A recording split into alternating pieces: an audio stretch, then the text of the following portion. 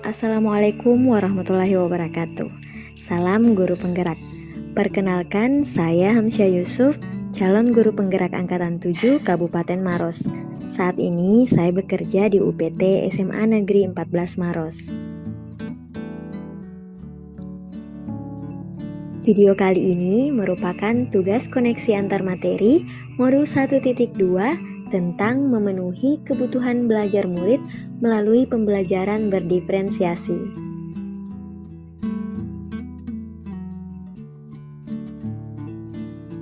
Baik, yang pertama, buatlah kesimpulan tentang apa yang dimaksud dengan pembelajaran berdiferensiasi dan bagaimana hal ini dapat dilakukan di kelas.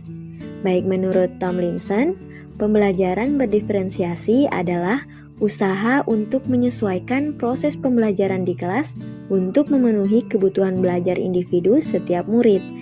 Jadi intinya pembelajaran ini merupakan salah satu strategi yang dapat digunakan untuk memenuhi kebutuhan belajar murid.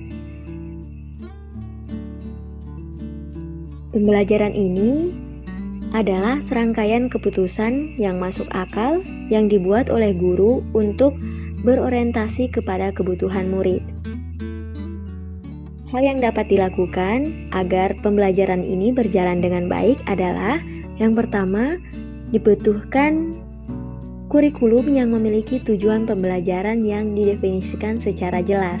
Bukan hanya guru yang perlu jelas dengan tujuan pembelajaran, namun juga muridnya. Yang kedua, bagaimana guru menanggapi atau merespon kebutuhan belajar muridnya.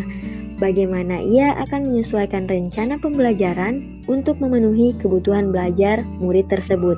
Misalnya, apakah ia perlu menggunakan sumber yang berbeda, cara yang berbeda, dan penugasan yang berbeda, serta penilaian yang berbeda. Guru dapat menggunakan diferensiasi konten, proses, atau produk. Guru juga perlu menciptakan lingkungan belajar yang mengundang murid untuk belajar dan bekerja keras untuk mencapai tujuan pembelajaran yang tinggi. Kemudian juga memastikan setiap murid di kelasnya tahu bahwa akan selalu ada dukungan untuk mereka di sepanjang proses belajar mereka. Yang keempat, manajemen kelas yang efektif. Bagaimana guru menciptakan prosedur, rutinitas, metode yang memungkinkan adanya fleksibilitas namun juga terstruktur yang jelas, sehingga walaupun mungkin melakukan kegiatan yang berbeda, namun kelas tetap dapat menjalankan secara efektif. Yang kelima, penilaian yang berkelanjutan. Di sini bagaimana guru tersebut menggunakan informasi yang didapatkan dari proses penilaian formatif yang telah dilakukan untuk dapat menentukan murid mana yang masih ketinggalan atau sebaliknya, murid mana yang sudah lebih dulu mencapai tujuan pembelajaran yang ditetapkan.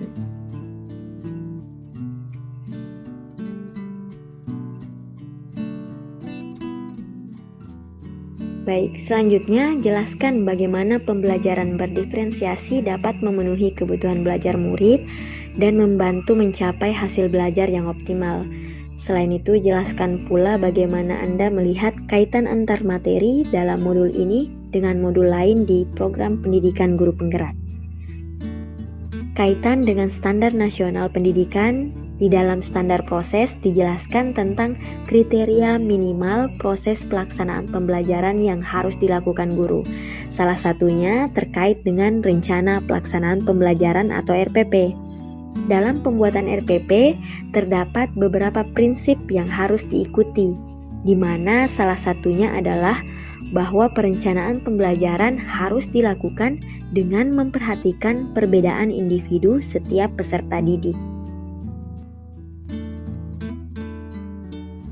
Oleh karena itu, untuk mengetahui kebutuhan belajar murid, dalam bukunya Tomlinson telah dijelaskan bahwa setidaknya ada 3 aspek yang harus diperhatikan.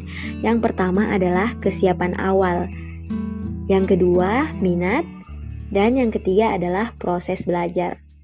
Sebagai guru, kita semua tentu tahu bahwa murid akan menunjukkan kinerja yang lebih baik jika tugas-tugas yang diberikan sesuai dengan keterampilan dan pemahaman yang mereka miliki sebelumnya, yaitu mengacu pada kesiapan belajar. atau kesiapan awal. Lalu, jika tugas-tugas tersebut memicu keingintahuan atau hasrat dalam diri seorang murid, itulah disebut minat.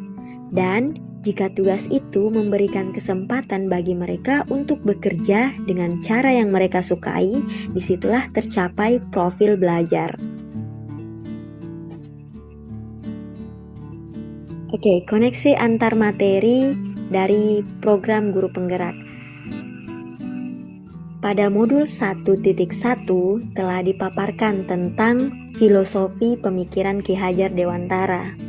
Ki Hajar Dewantara pada modul ini saya belajar bahwa tujuan pendidikan yaitu menuntun segala kodrat yang ada pada anak-anak agar mereka dapat mencapai keselamatan dan kebahagiaan yang setinggi-tingginya baik sebagai manusia maupun sebagai anggota masyarakat.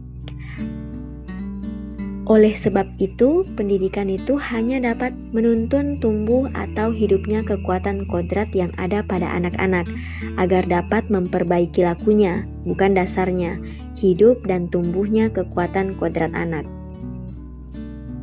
Pada modul 1.2, dipelajari tentang nilai dan peran guru penggerak dalam mewujudkan dan menerapkan filosofis dari modul 1.1 tadi, yaitu mandiri, reflektif, kolaboratif, inovatif, dan perlulah berpihak pada murid. Nah, untuk mewujudkan hal tersebut diperlukan visi guru penggerak dan bagaimana membuat prakarsa perubahan yang dipelajari pada modul 1.2.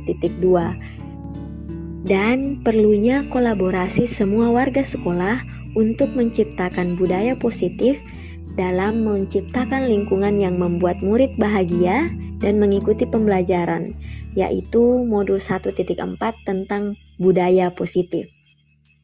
Untuk menerapkan filosofis pemikiran Ki Hajar Dewantara, sebagai guru penggerak tentunya harus memiliki nilai-nilai untuk melaksanakan perannya untuk mencapai visi guru penggerak.